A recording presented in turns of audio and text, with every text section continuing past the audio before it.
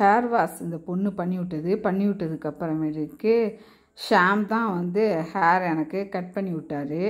அவர் cut பண்ணுறப்ப எப்படி hair cut பண்ணணும் அப்படின்னு கேட்டார். நான் சொன்னேன், காதலர் தினத்தில் வந்து அந்த ஹீரோயிங்க வச்சுருக்கிற மாதிரி எனக்கு ஹேர் கட் பண்ணோம், கீழே வந்து நல்லா திக்காக வேணும், 45 டிகிரிஸில் எனக்கு கட் பண்ணுங்க அப்படின்னு. அவர் சிரிச்சுக்கிட்டார் எல்லாம் சொல்லிவிட்டு நான் சொன்னேன், எனக்கு ஸ்டெப் கட் தான் பண்ணணும், நான் காலேஜ் படிக்கிறப்ப அந்த கட் தான் பண்ணியிருந்தேன், எல்லாம் நல்லாயிருக்குனாங்க. இப்போ வந்து பார்த்திங்கன்னா ஸ்டெப் கட்டையே ரொம்ப லேயர் தூக்கி பண்ணுறாங்க, எனக்கு அது பிடிக்கல, பக்கத்தில் ஸ்டெப் வர மாதிரி வரணும் அப்படின்னு. அவங்க ஓகேன்ட்டு அவர் ஒரு ஸ்டெப் கட் காட்டினார். எனக்கு வந்து அந்த ஸ்டெப் கட் வந்து அவ்வளோ விருப்பம் இல்லை, லேயர் ஜாஸ்தி வந்துச்சு. நான் சொன்னேன், எனக்கு லேயர்னா ஸ்டெப்பு அப்படின்னேன். உடனே அவர் சிரிச்சுக்கிட்டே சொன்னார், மெல்ல சொன்னார், லேயரும் ஒன்று தான் ஸ்டெப்பும் ஒன்று தான், சொல்கிறது தான் அப்படி சொல்லுவாங்க அப்படின்னாரு. நான் சொன்னேன், எனக்கும் இந்த டவுட்டு இருக்கும் எப்பயுமே, ஏன்னா ஸ்டெப்பும் ஒரே மாதிரி தான் விட்டுறாங்க, லேயரும் ஒரே மாதிரி தானே விட்டுறாங்க அப்படின்னு சொல்லிக்கிட்டு அவர்கிட்ட பேசிக்கிட்டே இருந்தேன். அவர் பேசிக்கிட்டே வந்து எனக்கு ஹேர் கட் பண்ணார். அப்போ அவர்கிட்ட நான் சொன்னேன், நானும் பியூட்டிஷியன் தான், அதனால் எனக்கு அழகாக ஹேர் கட் பண்ணி விடுங்க, நீங்கள் வந்து போன தடவை என் தங்கச்சிக்கு அழகாக கட் பண்ணவும் தான் உங்ககிட்ட நான் வந்து ஹேர் கட் பண்ண வந்திருக்கிறேன் அப்படின்னு நான் சொன்னேன். இருந்தாலும் இப்போ ஹேர் கட் பண்ணுறவங்க பார்த்திங்கன்னா நான் நினைக்கிற மாதிரி வந்து அந்த ஹேர் கட் வந்து பண்ண மாட்டேங்கிறாங்க. அது இந்த வீடியோ பார்க்குறவங்களுக்கு தெரியுதா என்னன்னு தெரில. காதலர் தினம் படத்தில் பாருங்கள், அந்த ஹீரோயின் என்ன விலை அழகே அந்த பாட்டில் வந்து அழகாக அந்த ஹேர் கட் பண்ணியிருப்பாங்க. அது மாதிரி அப்படியே நெருக்க அப்படியே திக்காக இருக்கிற மாதிரி இருக்கணும். அது மாதிரி வந்து நான் கட் பண்ண சொல்கிறேன். ஆனால் இன்ன வரைக்கும் எனக்கு அது மாதிரி யாருமே கட் பண்ணி விடலை. அதுக்கு வந்து ஷாம் பரவாயில்ல, வந்து நல்லா கட் பண்ணி விட்டார்.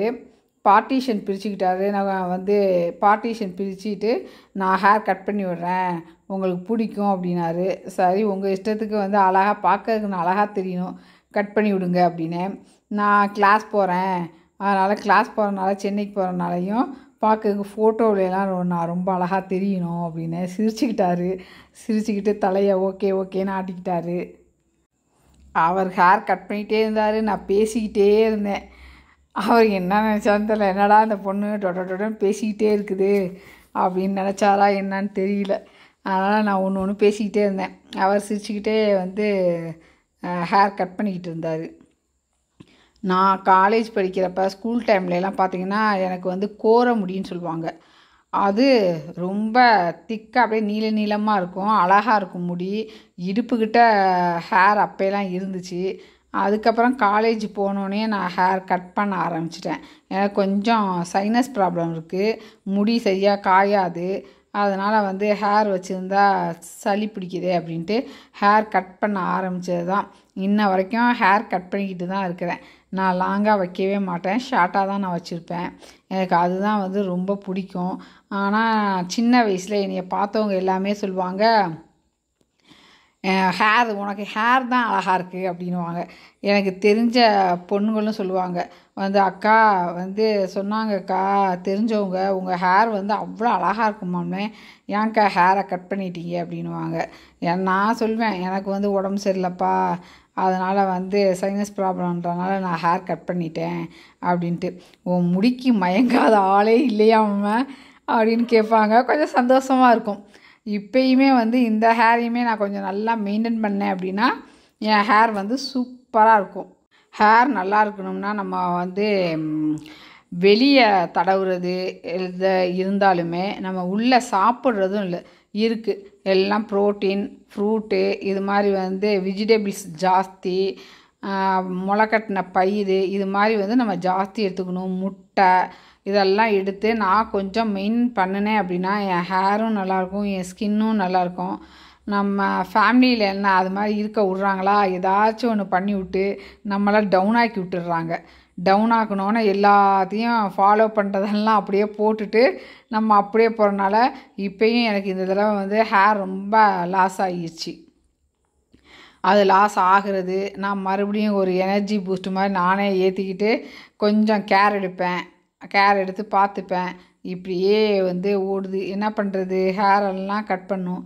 அழகாக வந்து அந்தந்த ஏஜில் வந்து ஹேர் இருக்கிறத நல்லா மெயின்டைன் பண்ணிக்கோங்க. குழந்தைங்கள்லாம் இப்போ வந்து பார்த்திங்கன்னா சரியாக வந்து ஹேரை மெயின்டைன் பண்ணவே மாட்டேங்கிறாங்க. நான்லாம் சின்ன வயசாக இருக்கிறப்ப நல்லா தலைக்கு எண்ணெய் வச்சு சீயாக்காய் வச்சு ஞாயிற்றுக்கிழமையானால் எங்கள் அப்பா தான் எங்களை எல்லாம் குளிப்பாட்டி விடுவார். குளிப்பாட்டி விட்டு எங்கள் அக்கா என் தங்கச்சிக்கெல்லாம் நல்லா முடி பறக்கும்.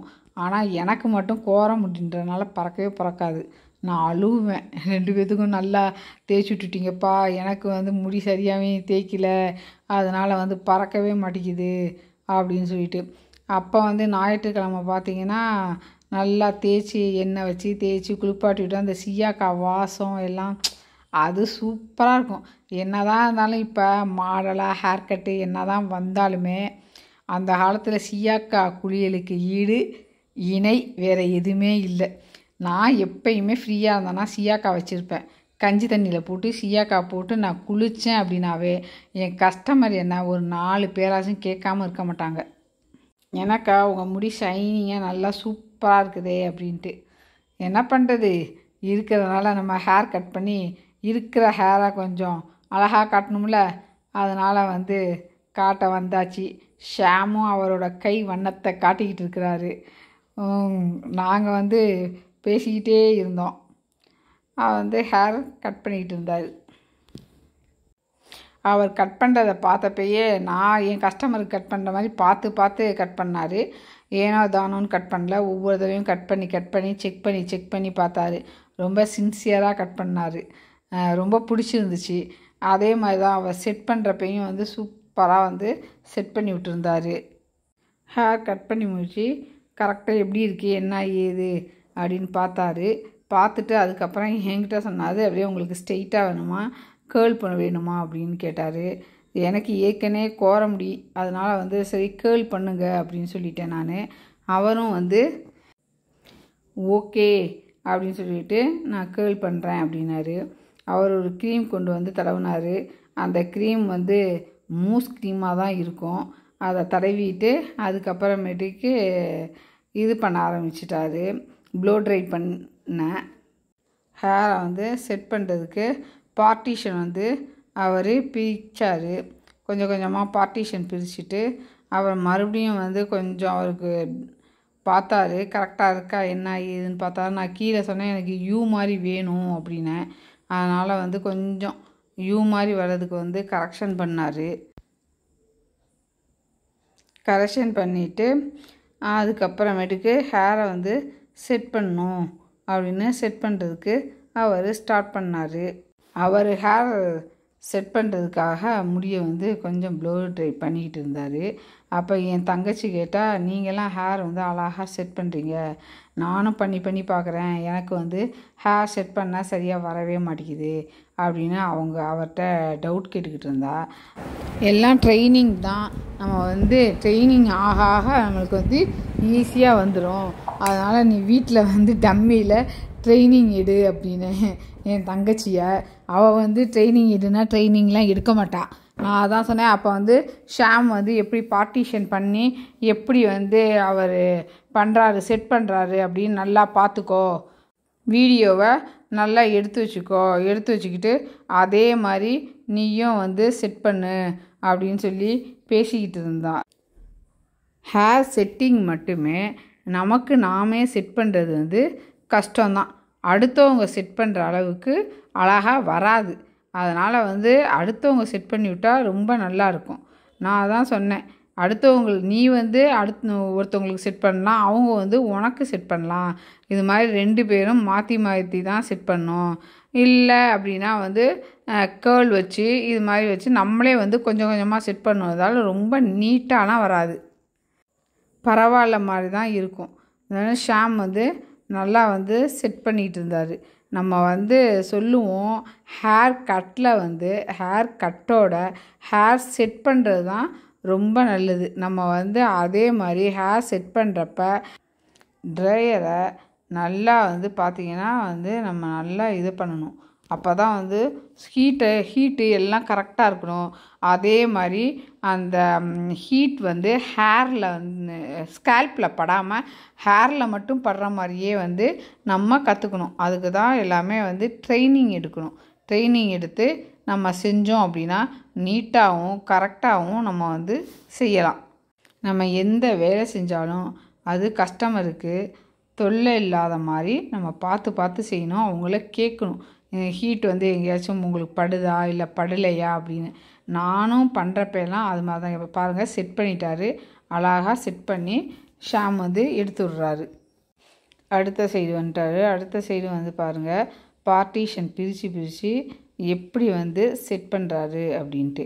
இது மாதிரி செட் பண்ண தெரியாதவங்க இது மாதிரி செட் பண்ணுங்கள். அடிக்கடி வந்து நம்ம வந்து ஹேரை வந்து செட் பண்ணுறதும் தப்பு. ஹீட் ப்ராடக்ட் வந்து நம்ம அப்ளை பண்ணிட்டு இது மாதிரி எப்பயோ நம்ம ஹேர் கட் பண்ணுறப்ப செட் பண்ணலாம். சில பேர் அடிக்கடி வந்து ஹேர் அழகாக இருக்கணும் அப்படின்னு வந்து செட் பண்ணுவாங்க. என்ன தான் நம்ம ஹீட் ப்ராடக்ட் போட்டும் நம்ம இது மாதிரி ட்ரையரில் நம்ம காட்டுறோம் அப்படின்னா முடி வந்து அந்த ஹீட்டில் வந்து கொஞ்சம் பாதிக்கத்தான் செய்யும், கொஞ்சம் வெடிக்கவும் செய்யும். அதனால் வந்து நம்ம அடிக்கடி வந்து இது மாதிரி ட்ரையர்லாம் யூஸ் பண்ணாமல் இருக்கிறது நல்லது. நம்ம தலை காய வைக்கிறதுமே நேச்சுரலாக நம்ம தலையை வந்து காய வைக்கணும். ஹேர் ட்ரையர்லாம் முடிஞ்ச வரைக்கும் நம்ம மழை காலத்தில் மட்டும் நம்ம யூஸ் பண்ணுற மாதிரி நம்ம வந்து பழகிக்கணும். டவல் ட்ரை வந்து பண்ணுறதுக்கு பழகுங்க. வெயில் அடித்தா வெயிலில் நின்று தலையை வந்து காய வைக்கிங்க. இது மாதிரி வந்து நம்ம செஞ்சு பழகணும். ஆனால் ரொம்ப பேர் இப்போ உள்ள பிள்ளைங்கள்லாம் முடியும் சீக்கிரம் அதுங்களுக்கு வீணாகுது அப்படின்னா அடிக்கடி போய் இது மாதிரி வந்து ஹேர் ட்ரையர் யூஸ் பண்ணுறாங்க, கேர்ள்ஸ் யூஸ் பண்ணுறாங்க, எல்லாம் வந்து ரொம்ப யூஸ் பண்ணுறாங்க. நான் பார்த்தேன், என்கிட்ட வர கஸ்டமர்கிட்ட நான் அப்படி தான் சொல்லுவேன், அடிக்கடி இதெல்லாம் யூஸ் பண்ணாதீங்கப்பா, முடி வீணாகிரும் அப்படின்னு சொல்லுவேன் நான். சரின்னு வாங்க. யார் சொல்கிறத கேட்குறாங்க? அவங்கவுங்க செய்கிற வேலையை செஞ்சுக்கிட்டு தான் இருப்பாங்க. காலேஜ் படிக்கிற வயசுலலாம் அவ்வளோ நல்லா இருக்கும் முடி.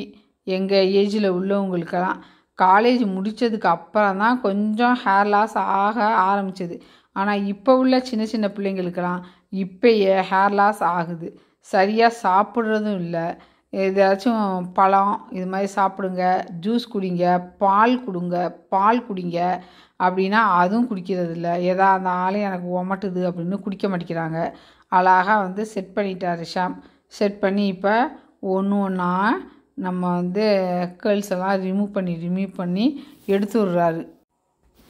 இவ்வளோ கஷ்டப்பட்டு அவர் வந்து எனக்கு வந்து செட் பண்ணி விட்டார். ரொம்ப அழகாக இருந்துச்சு அந்த செட் பண்ணது.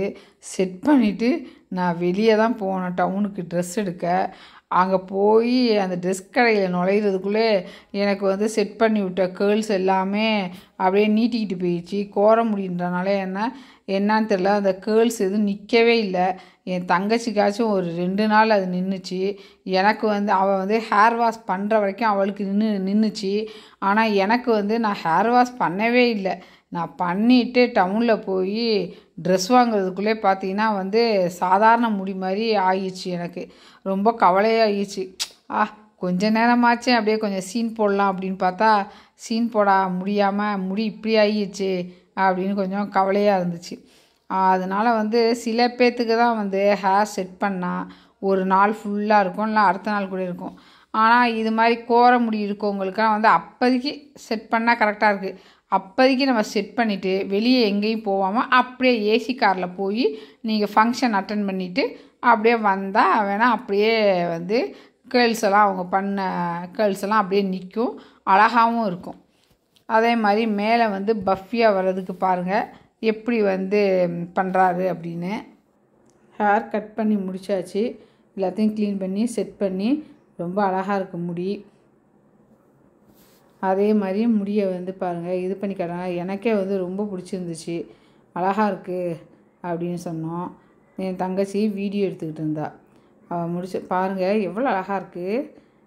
ஆனால் பின்னாடி பார்க்கறதுக்கு ரொம்ப அழகாக இருக்குது. எனக்கு தெரியல, முன்னாடி மட்டும் அவள் செட் பண்ணி விட்டது ரொம்ப சூப்பராக இருந்துச்சு, நல்லா இருந்துச்சு. அதுக்கப்புறம் வீடியோ எடுத்து முடித்ததுக்கப்புறமேட்டுக்கு நான் சொன்னேன், எனக்கு தான் செட் பண்ணி விட ஆள் இல்லை அப்படின்னேன். வாங்க நான் செட் பண்ணி விட்றேன் அப்படின்னாரு. அதுக்கப்புறம் அவருக்கு முடி கட் பண்ணதுக்கு ஒரு நன்றி சொல்லிவிட்டு சாமையும் கூப்பிட்டு ஒரு கை கொடுத்து அவருக்கு நன்றி சொல்லிவிட்டு அப்புறம் ஒரு தம்ஸ்அப் வந்து கொடுத்துடலாம் அப்படின்னு ஷாமை நாங்கள் கூப்பிட்டோம். அவரை கொஞ்சம் வேலையாக இருந்தார். அதுக்குள்ளே வந்து நான் ஹேரெல்லாம் ஒதுக்கி விட்டுட்டு ஷாமை வந்து கூப்பிட்டேன். உடனே ஷாமுக்கு கை கொடுத்து ஒரு தம்ஸ்அப் கொடுத்து வீட்டுக்கு கிளம்பிட்டோம்.